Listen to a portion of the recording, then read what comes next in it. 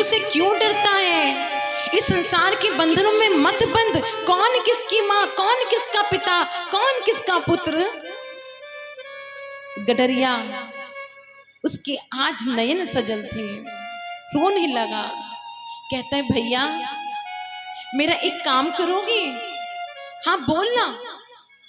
आपसे एक निवेदन है, बस इतना बता दो कि मेरी मृत्यु कब आएगी, मैं कब मृत्यु को प्राप्त होऊंगा।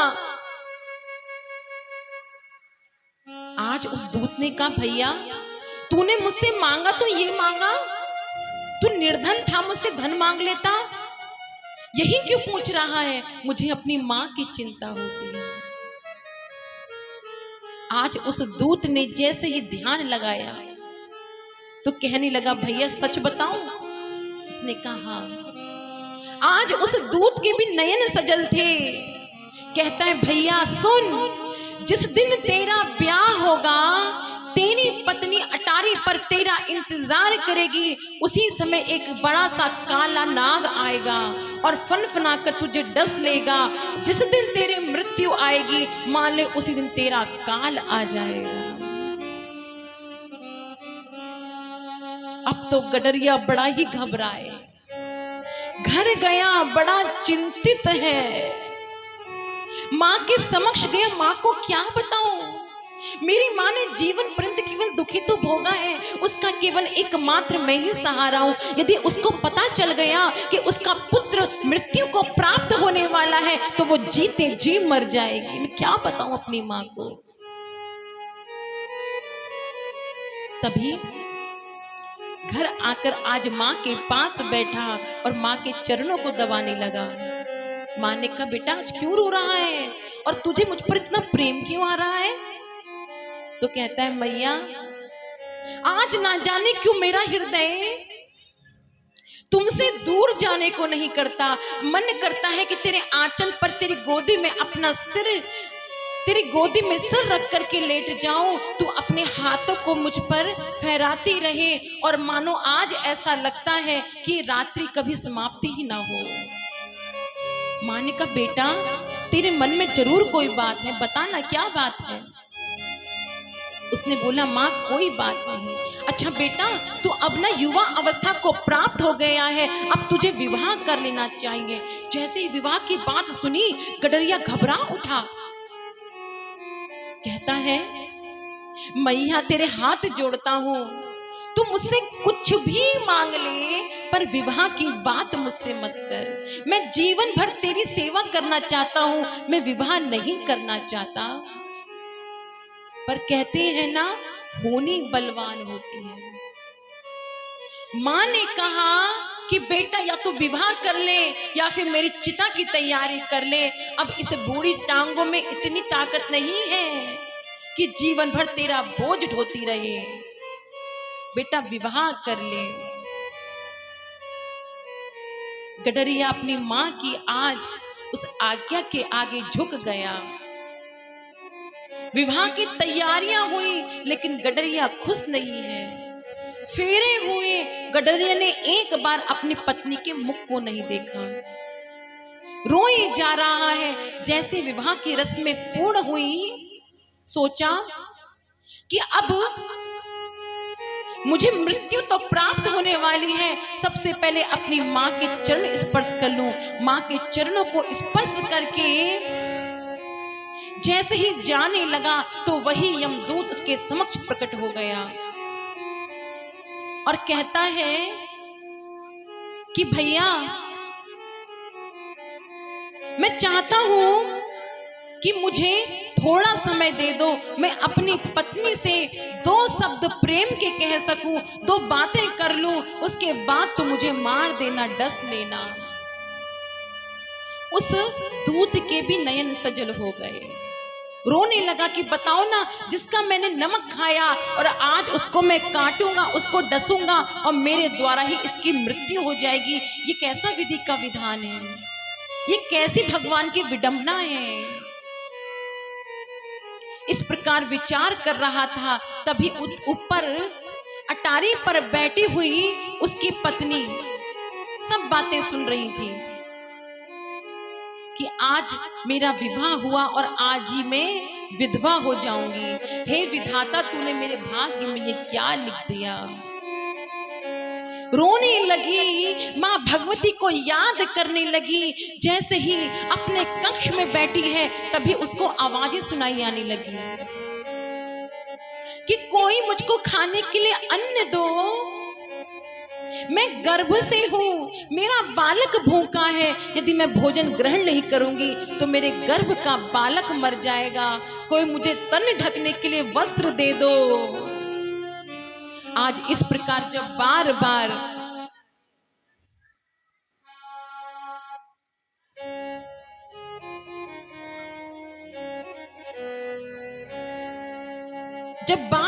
प्रार्थना कर रही है, तभी ऊपर बैठी हुई उसकी पत्नी देख रही है, उसकी पत्नी देख रही है कि एक बूढ़ी स्त्री यहां से जा रही है।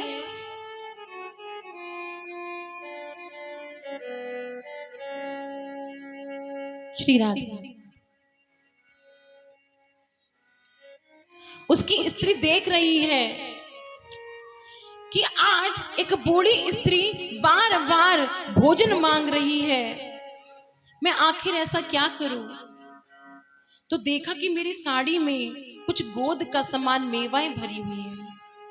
उस लड्डू मेवा को आज ऊंची अटारी से अपनी साड़ी में बांध करके खिड़की से नीचे डाला तो उस स्त्री ने उस साड़ी को अपने अंगों से ढक लिया, उस मेवा को पान करने लगी, भोग लगाने लगी और कहने लगी, जिसने आज मेरा पेट भरा है उसको मेरा आशीर्वाद है, हे माँ भगवती, उसके घर में कभी भी धन धान्य की कमी ना हो, कभी उसके घर में अन्न की कमी ना हो।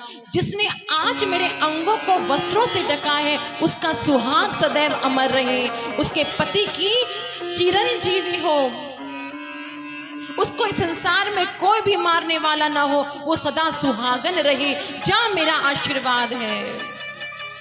जैसे ही उस बूढ़ी औरत ने आशीर्वाद दिया, ऊपर खड़ी स्त्री कहती है, अरे मैया, आज तेरा दिया हुआ ये आशीर्वाद विफल होने वाला है, क्योंकि मेरे स्वामी को, मेरे पति को अभी यहाँ पर नाग डसने वाला है, मेरा पति मर जाएगा।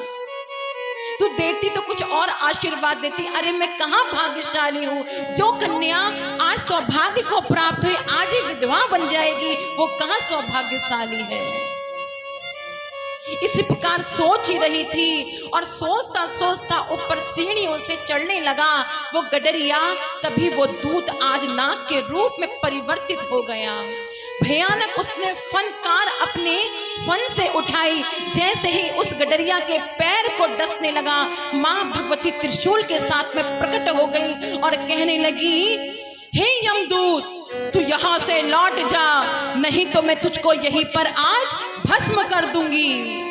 यमदूत ने कहा कि मैया, इसकी आयु इतनी थी, मुझे यमराज ने भेजा है, कह दे यमराज से ये कोई और नहीं, इसको आज एक वृद्ध स्त्री ने आशीर्वाद दिया है और जिस स्त्री का शरीर इसने ढका वो मेरी परम भक्त थी, और यदि आज तू यहां से नहीं लौटा तो मैं तेरे यमलोक का यहीं पर विध्वंस कर दूंगी।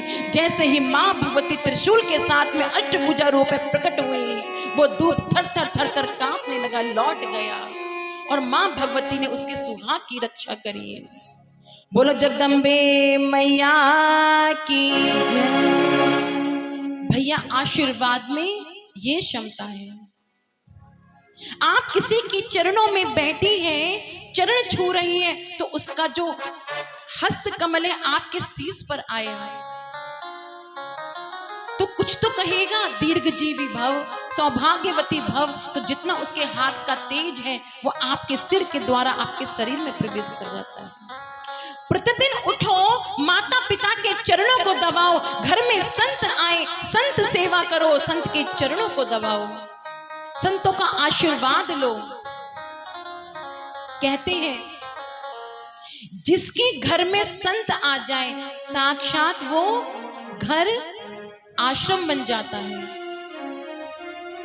जिसके घर में संतों के चरण पड़ जाए, साक्षात सोच लो ब्रह्म तुम्हारे घर में आ गया। ब्राह्मण कौन है? ब्रह्म स्वरूप है। भैया, माता पिता का आशीर्वाद लो, गुरुओं का आशीर्वाद लो, और उसी प्रकार आशीर्वाद की महिमा बताई गई। आगे जन्मेजय प्रश्न करते हैं कि व्यास भगवान, इनका जन्म कैसे हुआ?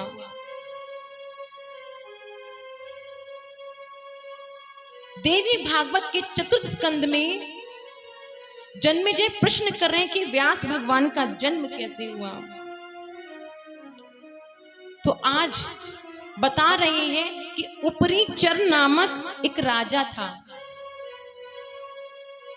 और उसकी पत्नी गिरिका जो ऋतुमती हो गई। ऋतुमती अर्थात अपने मासिक धर्म को पूर्ण कर चुकी थी।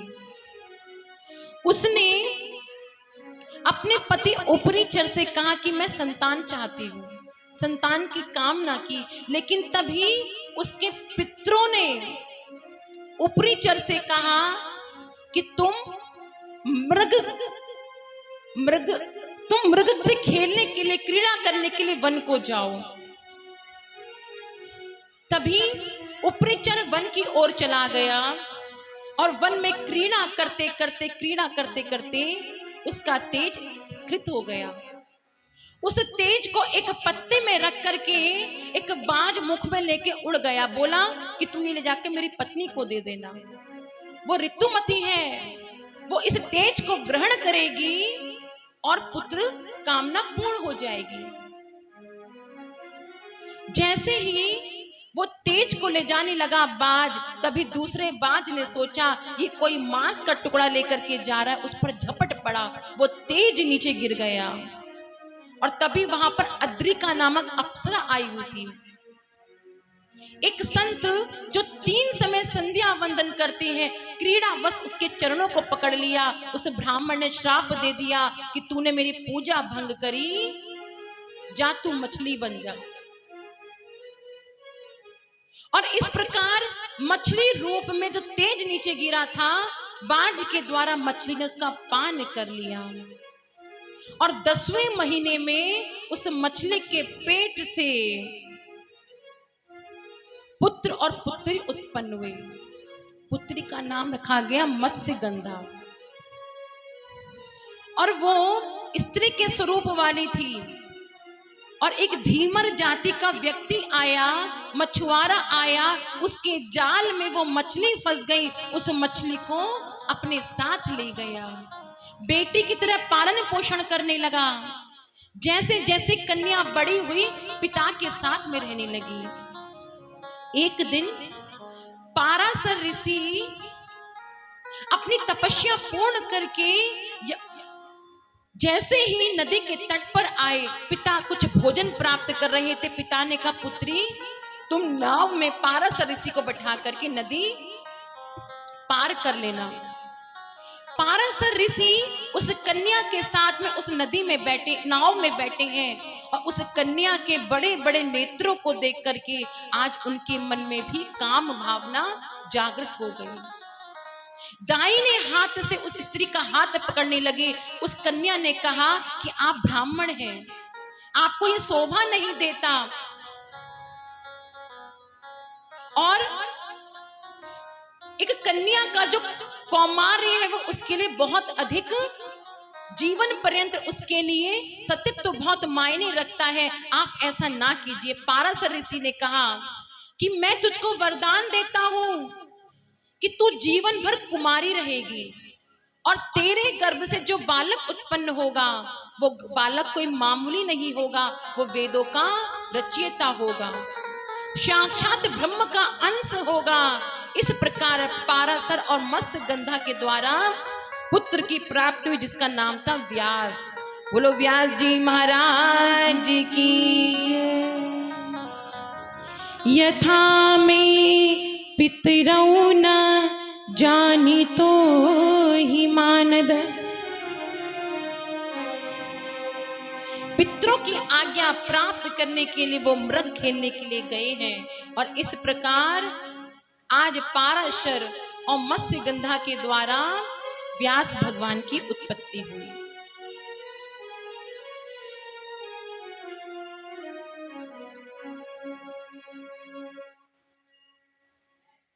उसके आगे कथा आती है राजा नहुस की।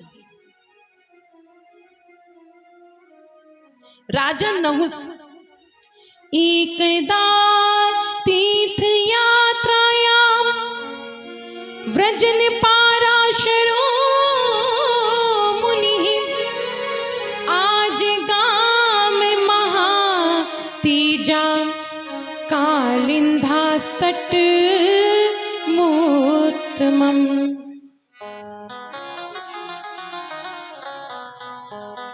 निषाद माह धर्मात्मा कुर्वन्तं भोजनं तदा प्रापय स्वपरम्पारं कालिन्धा उडुपेन माम्।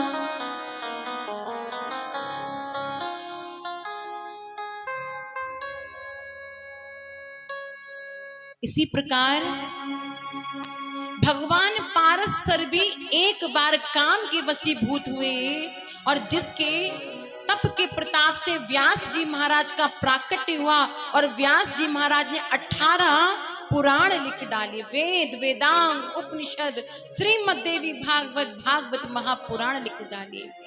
अर्थात जिस प्रकार माता पिता होते हैं, जिस प्रकार उनके विचार होते हैं, जिस प्रकार उनकी विचारधारा होती है, उसका सीधा असर उसके संतान पर पड़ता है। क्योंकि बालक जो घर में देखता है वही बालक सीखता है। उसी प्रकार आगे कथा में प्रवेश करते हैं। एक था राजा नहुस। देवी भागवत में नहुस की कथा का वर्णन आया है। राजा नहुस बड़ा ही धर्मात्मा था। उसके राज्य में केवल धर्म धर्म धर्म होता था, कोई प्रजा दुखी नहीं थी। और मैंने आपसे क्या कहा था, जब हम अच्छा दान करते, अच्छा हम लोग धर्म कर्म करते, धनाढ्य बनते हैं।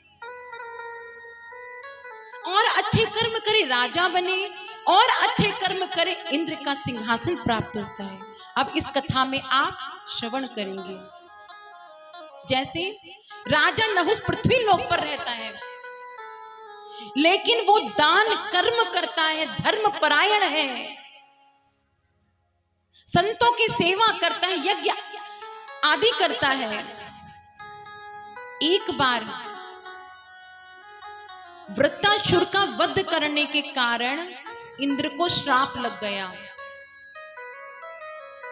और श्राप के कारण उसने ब्राह्मण की हत्या करी थी। उस ब्राह्मण की हत्या करने के कारण इंद्र को स्वर्गलोक छोड़ना पड़ा और एक कमल के तंतु में जाकर छुप गया। जब स्वर्ग में पता चला इंद्र नहीं है, इंद्र नहीं है, तो सभी देवताओं ने विचार किया कि इस इंद्र के पद को यदि हम खाली रखेंगे तो जितने भी राक्षस यहां पर आक्रमण करेंगे। उन राक्षसों से रक्षा के लिए इस इंद्र के पद पर कोई ना कोई होना चाहिए। किसको लाएं? पृथ्वी लोक पर पता निकाला तो पता चला एक नहुस नामक राजा है जो धर्म पर चलता है, अनेकों यज्ञ करा चुका, सत्यवादी है, धर्मनिष्ठ है। क्यों ना आज इंद्र के पद पर उस नहुस राजा को बिठा दिया जाए। राजा नहुस को इंद्र के पद पर सुशोभित कर दिया। जैसे ही राजा नहुस इंद्र के पद पर शोभित हुआ, समस्त राक्षसों को उसने पृथ्वी स्वर्ग सबसे मार मार कर भगा दिया। अब तो देवता उसकी जय जयकार करने लगे, अरे भैया बिल्कुल सही है हमारे इंद्रपद के लिए। लेकिन कहते अभिमान, पद को मिलते ही अभिमान सबसे पहले आता है, और जिसके मन में अभिमान आ गया उसका पतन होना ही निश्चित है। भैया जीवन में अभिमान नहीं करना चाहिए। नहुस के मन में अभिमान आ गया, इस पृथ्वी लोक पर मुझसे बड़ा कोई राजा नहीं है, अब तो मैं पृथ्वी पाताल स्वर्ग लोक सब पर केवल मेरा आधिपत्य है, अब तो मैं कोई और नहीं, मैं तो भगवान हूं। जैसे ही मन में कामना आई, अभिमान तक तो ठीक था, उसने सोचा कि इंद्र की पत्नी सची इतनी अधिक सौंदर्यवान है, ये तो मेरी पत्नी बनने योग्य है। सची पर कुदृष्टि डाल दी। यदि किसी स्त्री पर कुदृष्टि पड़ती है तो उस स्त्री के प्रकोप से इस संसार में तुमको बचाने वाला कोई नहीं है। जैसे द्रौपदी, उस पर कुदृष्टि पड़ी तो समस्त 100 के 100 कौरव मारे गए, महाभारत का युद्ध हो गया। आज सची पर इंद्र की कुदृष्टि पड़ी है। सची मां भगवती की शरण में आ गई, कहती मैया तू तो साक्षात परमेश्वरी है, हर स्त्री के हृदय की बात को जानने वाली है मां, क्योंकि तू स्वयं स्त्री है। मैं अपने पति के अलावा किसी और का मन से भी स्मरण नहीं कर सकती, और मेरे पति इस समय स्वर्ग लोक में नहीं है। सभी देवता इसकी जय जयकार करते, माँ मैं कहाँ जाऊं, मेरा कोई सहारा नहीं है, माँ मेरी रक्षा करो, माँ मेरी रक्षा करो, मैं कहाँ जाऊं माँ। बार बार माँ भगवती के चरणों में पुकार कर रही है, हे माँ मेरी रक्षा करो, मेरी रक्षा करो। सर्वस्वरूपी सर्वसी सर्वशक्ति समन्विती, भय भी त्राहि नो देवी, दुर्गे देवी नमोस्तुते। माँ मेरे हृदय के भय को दूर करो माँ, मुझे हर पल ऐसा लगता है कि नहुस अभी यहाँ से आया होगा और मुझ पर कुदृष्टि डालेगा, मेरा सील भंग कर देगा। माँ मैं कहाँ जाऊं, बार बार मुझे हर जगह नहुस दिखाई देता है। माँ कहते हैं एक स्त्री के मन की बात को एक माँ ही भली भांति समझ सकती है, क्योंकि तू भी तो एक स्त्री है। माँ माँ मेरी रक्षा कर, माँ मेरी रक्षा कर। मां भगवती प्रकट हो गई, आकाशवाणी हुई है कि सची तू चिंता मत कर, जैसा मैं कहती हूं तू वैसा कर। सुन, ये इंद्र, ये नहुष ना कामसक्त हो गया है, और जब व्यक्ति काम के अधीन हो जाता है तब उसका बल क्षीण हो जाता है, इसकी सोचने समझने की शक्ति क्षीण हो जाती है। तू इस नहुस से कहे कि मैं तेरा वर्ण अवश्य करूंगी, लेकिन तू मेरी इस शर्त को मान ले। आज सची नहुस के समक्ष गई और उससे कहने लगी मैं तेरा वर्ण करूंगी, पर तुझे मेरी एक शर्त माननी पड़ेगी। क्या शर्त है? तो कहती है कि यदि तुम सप्त ऋषियों की पालकी में बैठ करके मेरा वर्ण करने के लिए आओ, तभी मैं तुम्हें स्वीकार करूंगी। अब तो नहुस जो काम के वशीभूत है उसे कुछ और नहीं सोचता। इतनी सी बात, अरे देवी तेरे लिए तो मैं क्या कर सकता हूं, सब कुछ कर सकता हूं। गया सप्तऋषियों के पास में कि तुम पालकी को उठाओ, उसे पालकी पर मैं सवार होऊंगा, और अब तुम सची के पास चलो, इंद्राणी के पास चलो। उसकी पालकी में नहुस स्वयं बैठ गया और सप्तऋषि उसकी पालकी को उठाने लगे। ऋषि वृद्ध है, लेकिन नहुस का समस्त संसार में राज है, तो क्या करें, आज्ञा का पालन करना पड़ेगा। तभी आज जैसे ही पालकी को उठाते हुए सप्तऋषि आगे बढ़ रहे हैं, तो नहुस सोचता है कि आज कैसे भी करके कितनी भी जल्दी से तीव्र गति से बस मैं सची को प्राप्त कर लूं। तो बार बार उन सप्तऋषियों से कहता है, अरे जल्दी चलो, तुम सर्प हो क्या, तुम मूर्ख हो क्या, जल्दी चलो। और इस प्रकार आज पालकी को लेकर ये सप्तऋषि जल्दी जल्दी चलने लगे। फिर गति धीमी हो जाती, फिर क्रोध में बढ़ जाता, अरे तुम सर्प हो क्या, आगे बढ़ो, सर्प हो के तुम्हें दिखाई नहीं देता, मुझे आज रानी सची के समक्ष जाना है और तुम उतना ही मुझे इंतजार करा रहे हो, उतनी प्रतीक्षा करा रहे हो। जैसे ही बार बार सर्प बोला है, ऋषियों को क्रोध आ गया। जो गति तेज हुई, वृद्धावस्था होने के कारण फिर धीमी पड़ी। अब तो नहुस का जो क्रोध था भयंकर रूप में परिवर्तित हो गया। पालकी से निकल करके जैसे ही उसने अगस्त ऋषि को आज लात मारी है, अगस्त ऋषि जाकर दूर गिर गए। और तभी दुर्वासा ऋषि ने श्राप दे दिया, अरे मूर्ख, तू क्या बार बार सर्प करता है, जा तू सर्प गति को प्राप्त हो जाए, तू अजगर बन जाए। और इस प्रकार दुर्वासा ऋषि ने जो श्राप दिया है, वो नहुस राजा काम शक्ति के वशीभूत होने के कारण आज सांप बन गया, अजगर बन गया। रानी सची को पता चला कि नहुस सर्प बन गया है और आज सप्तऋषियों के द्वारा उसको मुक्ति प्राप्त हुई। मां भगवती के चरणों पर गई। आज मां भगवती को सफेद रंग के पुष्प अर्पित करती है, मां के चरणों में बार बार नमन करती है। जगदम्बा, इस संसार में यदि कोई शक्ति है तो तू है मां। आज तूने मेरे सील की रक्षा कर ली, आज तूने मेरे पतिव्रत धर्म की रक्षा कर ली। मां तुझे बार बार प्रणाम है, बार बार प्रणाम है।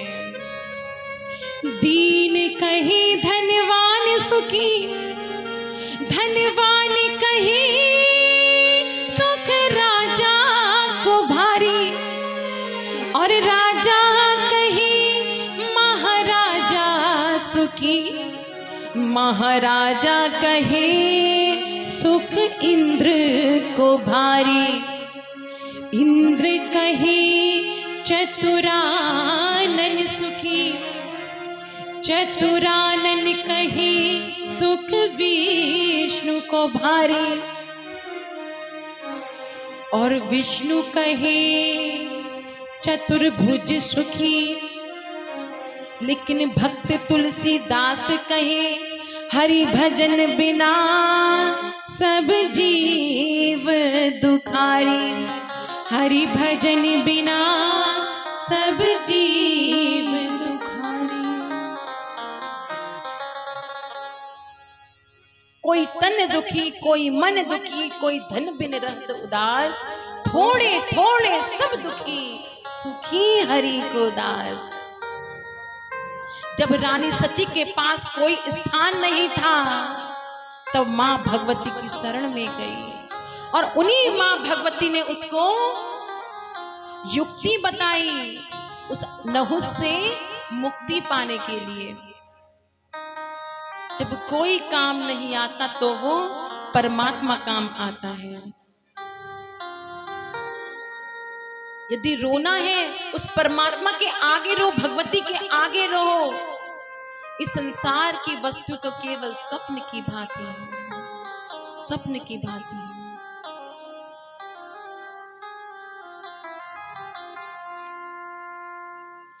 चली जा रही है उम्र धीरे धीरे, चली जा रही है उम्र धीरे धीरे, चली जा रही है उम्र धीरे धीरे, चली जा रही है उम्र धीरे धीरे, चली जा रही है उम्र धीरे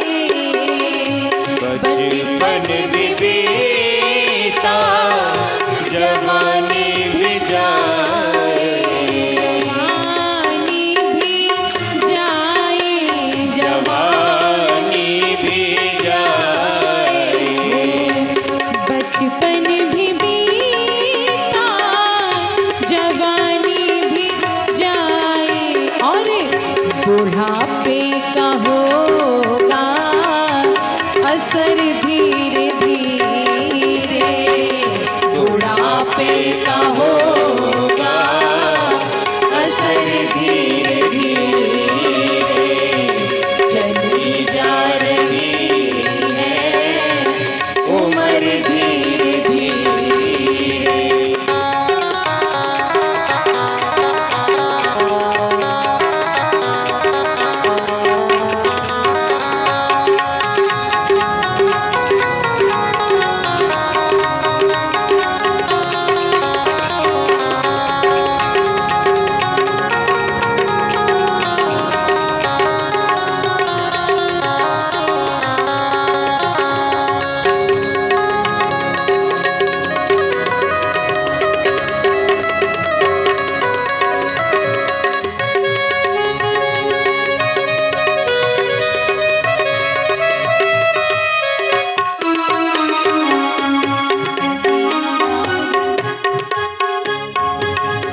तेरे हाथ पैरों में बल ना रहेगा, तेरे हाथ पैरों में बल ना रहेगा, तेरे हाथ पैरों में बल ना रहेगा, तेरे हाथ पैरों में बल ना रहेगा, बल ना रहेगा, बल ना रहेगा, और झुकेगी कमर तेरी धीरे धीरे, झुकेगी कमर तेरी धीरे धीरे, चली जा रही है उम्र धीरे धीरे।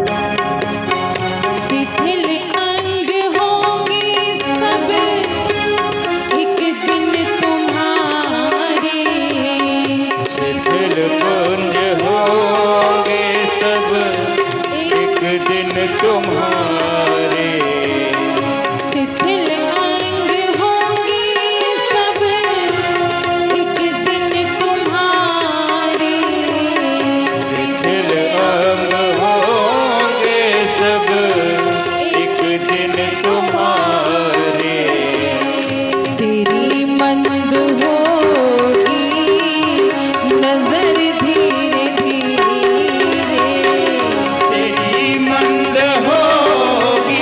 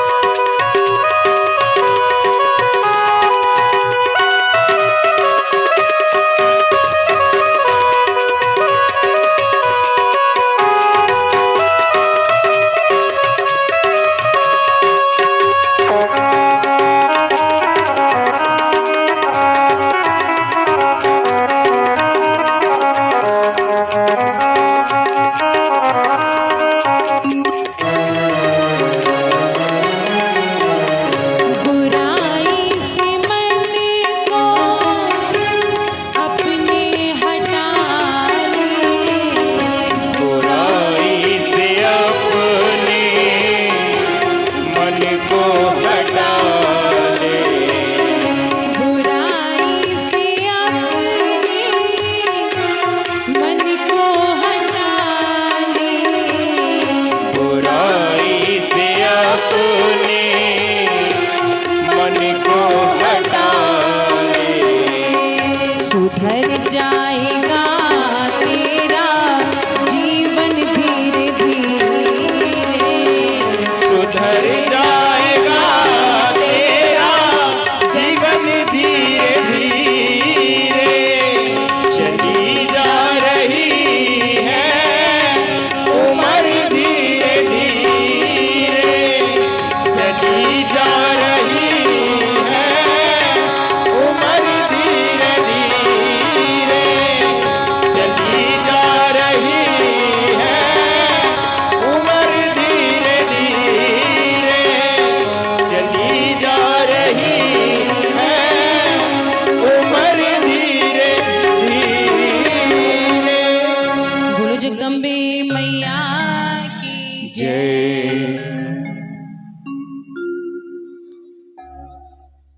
आज रानी सची माँ भगवती के समक्ष बैठी है और माँ से बार बार प्रार्थना कर रही है। कात्यायनी महामाये श्री पीठे सुर पूजिते शंख चक्र गदा हस्ते महालक्ष्मी नमोस्तुते।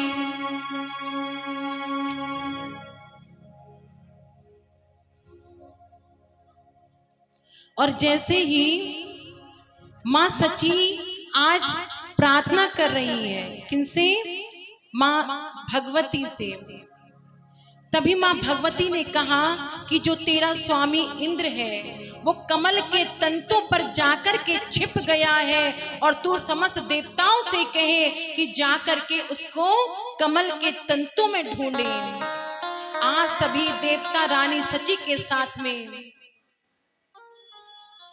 पृथ्वी लोक पर आए। जैसे ही तालाब के नीचे कमल था और उस कमल के तंतों में छुप करके इंद्र कई वर्षों से तपस्या कर रहा था और तपस्या करने के कारण उसके पाप समाप्त हो गए। सची ने आज बार बार वंदन किया, स्वामी माँ भगवती की कृपा से आज नहुस का प्राणांत हुआ, दानव भी सभी यहाँ से जा चुके हैं, अब आप अपने स्वर्ग लोक को लौट आओ। तो बार बार माँ भगवती की प्रार्थना इंद्र ने करी।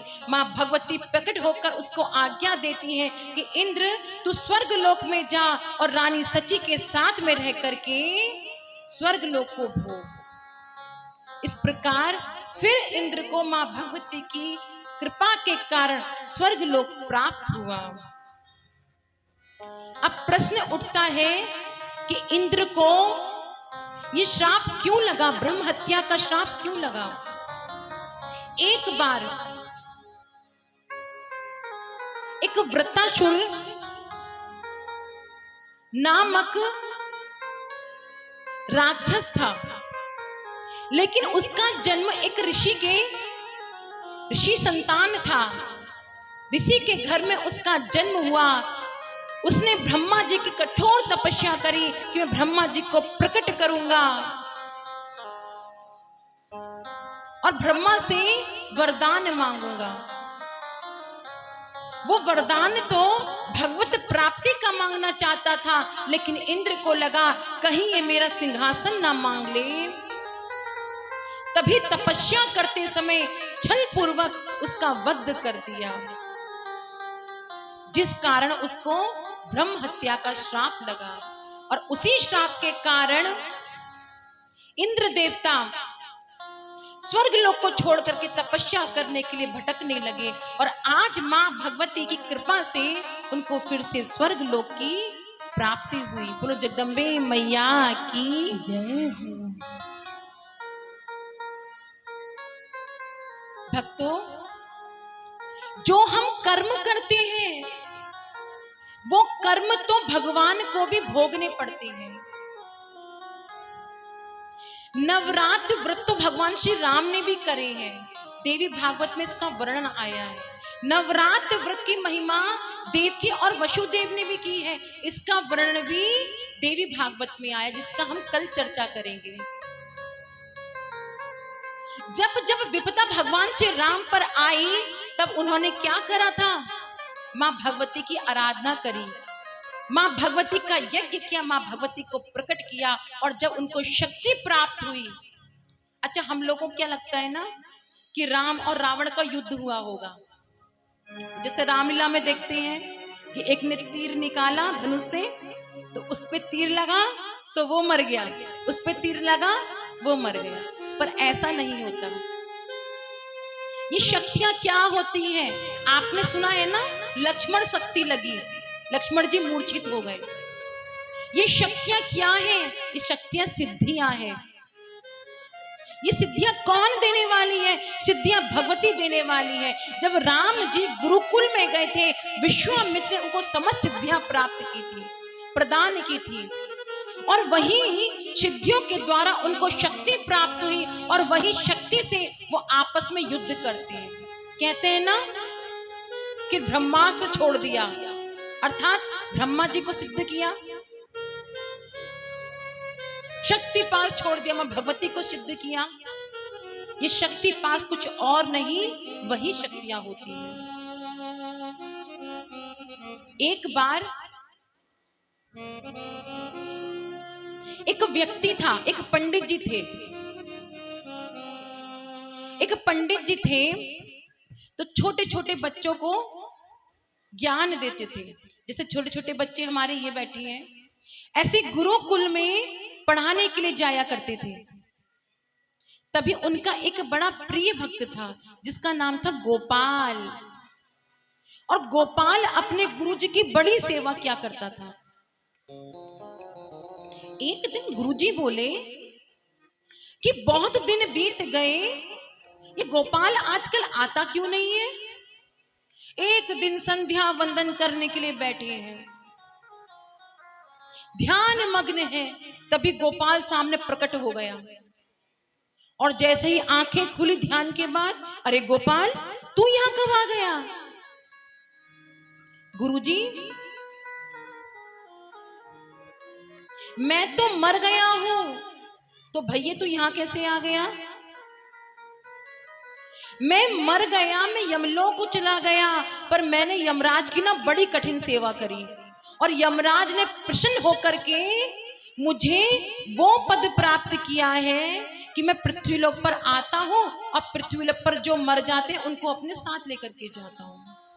अच्छा, तो आज जब मैं पृथ्वी लोक पर आया, तो गुरुजी ना मुझको तुम्हारी बड़ी याद आई कि मेरे गुरुजी ने मुझे इतना अच्छा ज्ञान दिया, चलो आज अपने गुरु से मिलकर के आता हूं। तो भैया तू मर गया, तू मेरे सामने क्यों आया? तो आज गोपाल कहता है, गुरुजी, मैं आपका आशीर्वाद लेने आया हूं। अरे भैया, आशीर्वाद तो ठीक है, पर भूतों से ना हमको बहुत डर लगता है।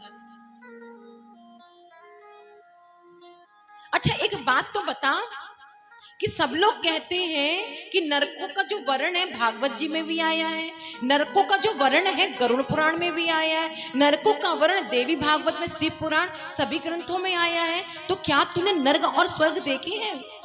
हाँ गुरुजी, मैंने नरक भी देखा, मैंने स्वर्ग भी देखा। अच्छा भैया, क्या होता है वहां? गुरुजी, जो नरक होते हैं ना, बहुत अधिक पीड़ादायक होते हैं। आग के गोले बरसते हैं और जीवात्मा को उसमें डाला जाता है, भुना जाता है, और कहते हैं अब करोगे पाप। जीवात्मा तड़पती है, रोती है कि अब हमको जाने दो, अब हम मनुष्य लोक में जाएंगे, भगवान की भक्ति करेंगे, और फिर पाप कृत्य में कभी नहीं आएंगे।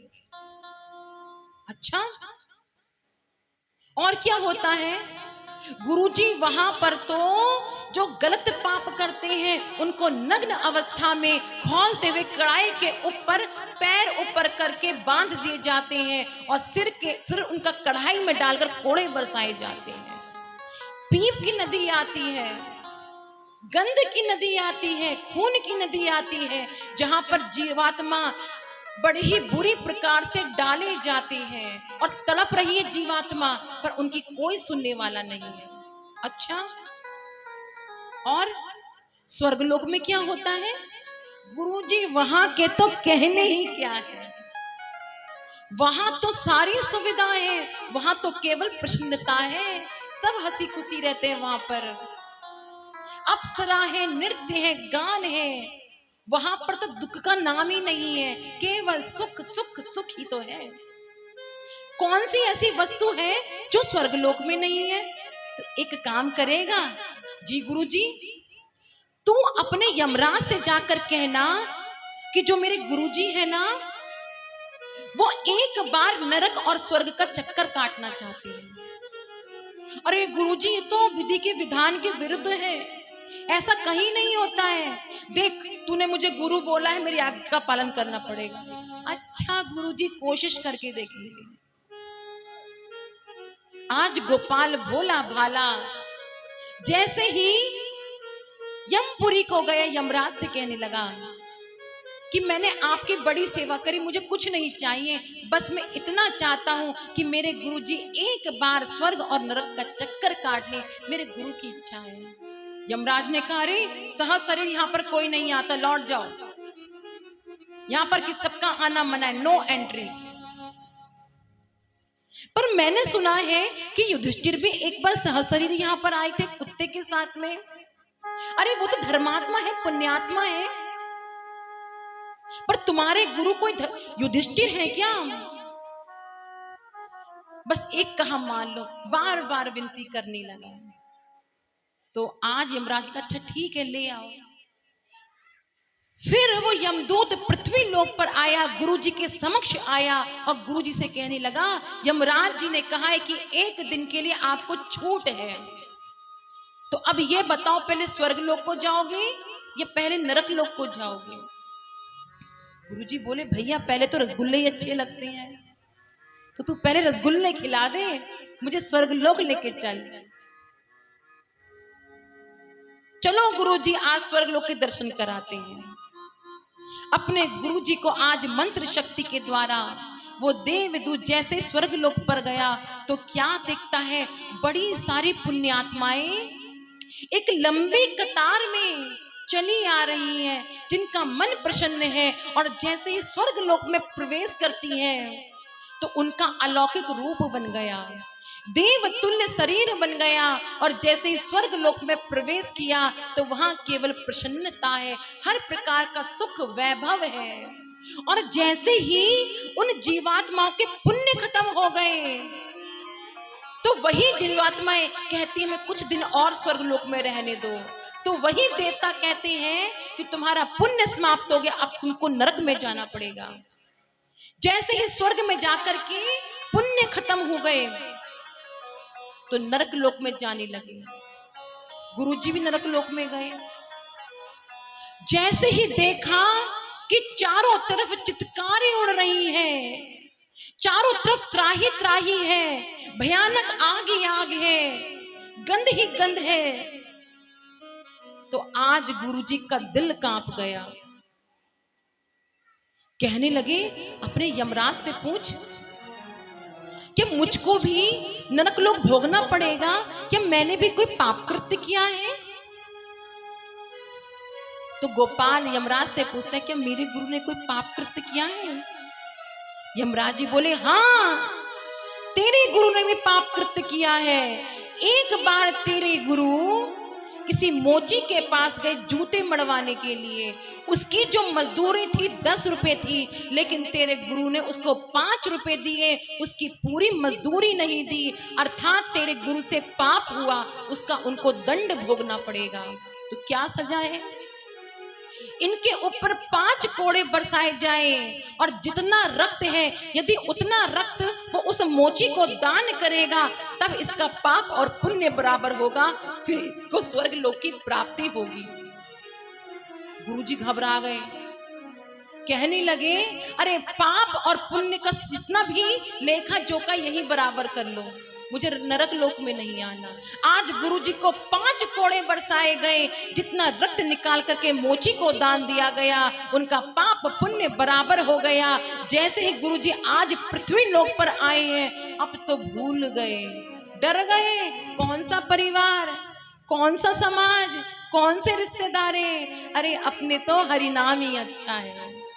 सुबह से शाम तक केवल राम राम राम राम नाम का जाप करने लगे कि भैया मुक्ति का साधन कुछ और है तो केवल राम नाम है, परमात्मा है, भगवती है, उसी के नाम को भज करके ही हम मुक्ति को प्राप्त कर सकते हैं। अन्यथा मुक्ति को प्राप्त करना किसी के बस की बात नहीं है भैया। युधिष्ठिर जिनके 5 भाई हैं, जो 5 भाई हैं एक पत्नी के साथ में, जब कृष्ण अपने लोक को लौट गए तो सहसरी स्वर्ग लोक की सीढ़ियों पर चढ़ने लगे। सबसे पहले बद्रीनाथ गए।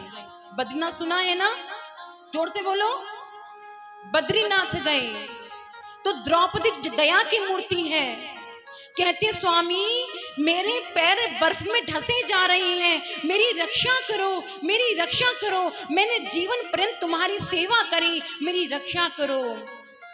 अर्जुन बोला भैया ये हमारी पत्नी है, अर्धांगिनी है, हमें इसकी रक्षा करनी चाहिए। युधिष्ठिर ने कहा रिश्ते केवल जन्म के होते हैं, शरीर के रिश्ते होते हैं, ना कोई किसी की पत्नी, ना कोई किसी का पति, आगे बढ़ो। द्रौपदी वहीं पर शरीर त्याग दी। आगे बढ़े नकुल सहदेव, कहते भैया यहाँ पर बहुत ठंडी है, हमारी सांस रुकी जा रही है, ऐसा लगता है मानो हमारा शरीर छूटने वाला है, हमारी रक्षा करो, हमारी रक्षा करो। लेकिन युधिष्ठिर ने कहा कि भैया इस संसार में कोई किसी का नहीं होता, छोड़ दो। मानो आज भगवान कहना चाहते हैं, मानो आज भगवती कहना चाहती हैं, तू कितना भी सौंदर्यवान हो जा, तू कितना अधिक रूपवान हो जा, इस संसार में सुंदरता भी एक दिन मिट जाती है। आगे बढ़े अर्जुन जो बहुत बड़े धनुर्धारी हैं, जैसे ही आगे बढ़ने लगे तो कहते हैं ऐसा लगता है मेरे प्राण निकल रही हैं, मैं बर्फ में दबने वाला हूं। युधिष्ठिर ने कहा भीम आगे बढ़ो, मानो आज भगवती कहना चाहती हैं तो कितना भी बड़ा धनुर्धारी है, लेकिन इस संसार में किसी की भी योग्यता नहीं टिकी, सबको शरीर छोड़ना पड़ता है। आगे बढ़े भीम जो अति बलशाली है, जिस पर कई हाथियों का बल है, जिसने समस्त महाभारत में एक सिंह की भांति अकेले युद्ध करा और दुर्योधन की जांघ तोड़ दी। वो कहता है मुझे लगता है मैं मृत्यु को प्राप्त होने वाला हूं, अब मैं आगे नहीं बढ़ सकता। आज युधिष्ठिर स्वतः आगे चलने लगे, मानो आज भगवती कहना चाहती है तू कितना अधिक बलशाली है, तू कितना अधिक ताकतवर है, तू कितना भी भोजन कर ले, ये शरीर तुझको एक ना एक दिन त्यागना त्यागना त्यागना पड़ेगा। युधिष्ठिर जी जो धर्म पर चलने वाले थे, आज स्वर्ग की सीढ़ियों पर चल रही हैं। एक कुत्ता काले रंग का साथ में चलने लगा, युधिष्ठिर ने ध्यान नहीं दिया। जैसे ही स्वर्ग के दरवाजे पर खड़े हैं, चित्रगुप्त ने दरवाजा खोला तो कहने लगा भैया स्वर्ग में तुम केवल अकेले प्रवेश कर सकते हो कि कोई और तुम्हारे साथ में स्वर्ग में प्रवेश नहीं करेगा। युधिष्ठिर बोला मेरे साथ कौन है? देखा तो काला कुत्ता। आज युधिष्ठिर कहते हैं कि यदि मैं आज स्वर्ग लोक में प्रवेश करूंगा तो इस कुत्ते के साथ में ही प्रवेश करूंगा। क्यों? क्योंकि इस संसार को पार करने में जो तुम्हारे साथ 2 कदम चले वो तुम्हारा सच्चा साथी है, और यदि आज ये कुत्ता अंदर जाएगा तो ही मैं अंदर प्रवेश करूंगा। चित्रगुप्त ने कहा जय हो जय हो, अरे ऐसे धर्मवीर योद्धा केवल युधिष्ठिर हो सकता है भैया, वो तुम्हारा कोई और साथी नहीं, वो साथी तुम्हारा संत हो सकता है जो तुमको भगवान के मार्ग पर आगे बढ़ाना चाहता है, जो तुमको भगवान से मिलाने का कार्य कर रहा है, तुम्हारा सच्चा साथी है तो वो है। युधिष्ठिर ने कहा कि मैं आज तुम्हारे इस लोक में आ तो गया हूं, पर मेरे जीवन में कर्म फल का क्या गति है? तो आज युधिष्ठिर को भी नरक भोगना पड़ा 1 मिनट के लिए। कैसे? चित्रगुप्त ने कहा कि भैया तूने भी पाप किया है, कि मैंने तो जीवन भर केवल धर्म पर चला हूं, सत्य बोला है, मैंने तो जीवन में कोई पाप किया ही नहीं। भैया तूने पाप किया है। जब महाभारत के युद्ध में कहा गया अश्वत्थामा मारा गया, अश्वत्थामा मारा गया, तब तूने कहा था अश्वत्थामा तो मारा गया, हाथी मारा गया, मनुष्य मारा गया। भैया मुझको नहीं पता, जो तूने एक शब्द झूठ बोला कि मुझको नहीं पता कि मनुष्य मारा गया या हाथी मारा गया, ये एक शब्द तूने जो झूठ बोला है, इसका तुझको 1 चक्कर नरक का लगाना पड़ेगा, ये तेरा पाप है। युधिष्ठिर ने 1 चक्कर नरक का लगाया और अंत में स्वर्ग को प्राप्त हुए। भैया इस संसार में कोई किसी का साथी नहीं है, साथी केवल तुम्हारा कर्म है। कर्म क्या है? तुम्हारे शरीर की परछाई। जिस प्रकार शरीर की परछाई तुम्हारे साथ चलती है, उसी प्रकार तुम्हारा कर्म तुम्हारे साथ चलता है। जिस प्रकार एक आईने के सामने तुम खड़े हो, अपने प्रतिबिंब को देख रहे हो, उसी प्रकार कर्म तुमको सदैव देख रहा है, वो कोई और नहीं, तुम्हारी छाया है। इसलिए कर्म अच्छे रखो, कर्म प्रधान होई न चिराखा, जो जस करहि सो तस फल चाखा। अरे कर्म तो राम को भोगना पड़ा, कर्म तो कृष्ण को भोगना पड़ा, इस संसार में कर्म से कोई नहीं बच पाया। आज जन्मेजय प्रश्न कर रही है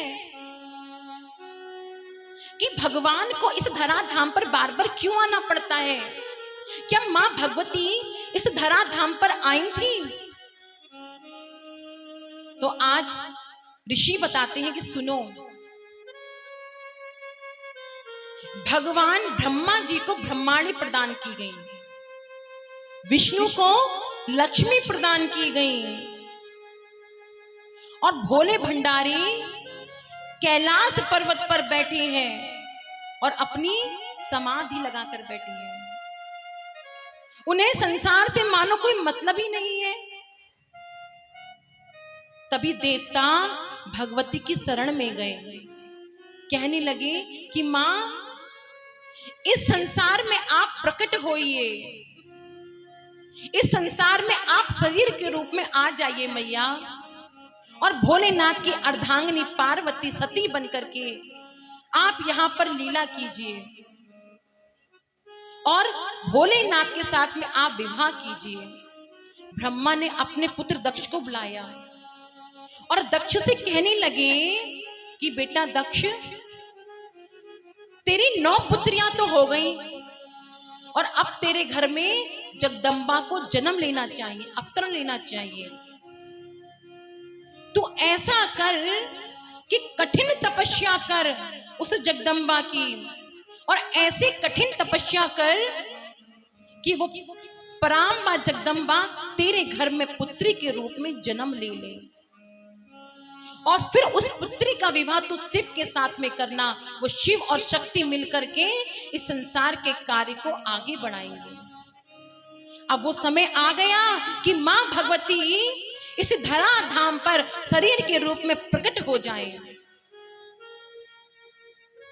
जैसे ब्रह्मा जी ने आज्ञा दी, दक्ष महाराज आज्ञा प्राप्त करके वन को चले गए और कठिन तपस्या आज दक्ष महाराज भगवती की प्राप्ति के लिए कर रहे हैं। सर्वप्रथम दक्ष महाराज ने अन्न का त्याग करा, जल का त्याग करा, योगाभ्यास किया और अपने मन चित्त में मां भगवती का स्मरण करके मां भगवती की छवि को हृदय पर अंगीकार करके अब तो घोर तपस्या में बैठ गया। इतनी कठिन तपस्या करी, तपस्या करते करते शरीर कंकाल हो गया, दुर्बल क्षीण हो गया, शरीर पर दीमक लग गई, बालों की जटाएं बन गई, लेकिन मां भगवती प्रसन्न नहीं हुई। अब मां भगवती के विभिन्न रूपों का गुणगान गाने लगा कि मां प्रकट हो, मां प्रकट हो। पर जैसे ही देखा कि मां प्रकट नहीं हो रही, उसने अपने श्वास को रोकने का अभ्यास किया और केवल अपने ध्यान चित्त मन को मां भगवती के चरणों में समर्पित कर दिया। जैसे ही दक्ष तपस्या की सभी सीमाओं को पार कर गया तो मां भगवती अपने विराट रूप में दक्ष के समक्ष प्रकट हो गई। बोल जगदम्बे मैया की जय हो। और जैसे ही मां भगवती जगदम्बा रूप में विराट रूप में प्रकट हुई हैं, मां का सिंह है, तेज स्वरूप है और मां प्रकाश स्वरूप जगदम्बा जिनके अष्टभुजाएं हैं और मां प्रकट होकर के मुस्कुरा रही है, कह रही दक्ष पुत्र क्या चाहता है? मैया मुझे इस संसार की किसी वस्तु से कोई लोभ नहीं है, मैं आपको अपनी पुत्री के रूप में चाहता हूं कि आप मेरे आंगन में आए, मेरी गोद में आए और पिता की तरह मैं आपका लालन पालन करूं। मां भगवती ने कहा मैं तेरे घर में पुत्री के रूप में जन्म अवश्य लूंगी, लेकिन याद रख जिस दिन तू मेरा अपमान करेगा, जिस दिन तू मेरे इस भगवती स्वरूप का निरादर करेगा, मेरे भगवती स्वरूप को भूल जाएगा, उस क्षण में तुझको छोड़ करके चली जाऊंगी। दक्ष ने कहा मैया मेरे घर में यदि भगवती आ गई तो मुझे किसी और चीज से कोई लेना नहीं, कोई लाभ नहीं। मैया तुम आओ तो सही, और तुम्हारी सेवा, तुम्हारी पूजा, तुम्हारे सम्मान में मैं कोई कमी नहीं छोड़ूंगा। और दक्ष लौट आया। तभी दक्ष की पत्नी के गर्भ में 10वें महीने में मां सती का प्राकट्य हुआ। बोलो सती मैया की जय। जैसे ही मां सती आज दक्ष के घर में प्रकट हुई है। अच्छा भगवान या भगवती ना कभी जन्म नहीं लेती, भगवती का अवतार होता है, वो प्रकाश पुंज होती है। जैसे ही भगवती आज दक्ष के अंगने में आई है, समस्त आज राजभवन प्रकाशवान है। आज मानो ऐसा लगता है कि संसार के समस्त रत्न आज दक्ष के आंगन में आ गए, मानो ब्रह्मा विष्णु महेश उसके आंगन में आ गए, समस्त देवियां उसके आंगन में आ गई, स्वर्ग लोग उसके आंगन में आ गया। आज हृदय को इतनी प्रसन्नता है, भला हो भी क्यों ना, घर में जगदम्बा जो आई है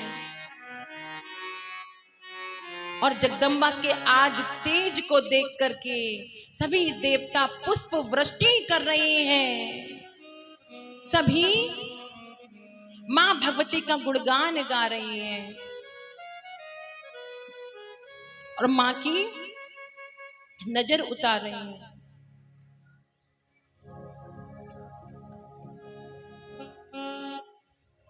अरे दक्ष जी के अंगना में बज रही आज बधाई, दक्ष जी के अंगना में बज रही आज बधाई, दक्ष जी के अंगना में बज रही आज बधाई, दक्ष जी के अंगना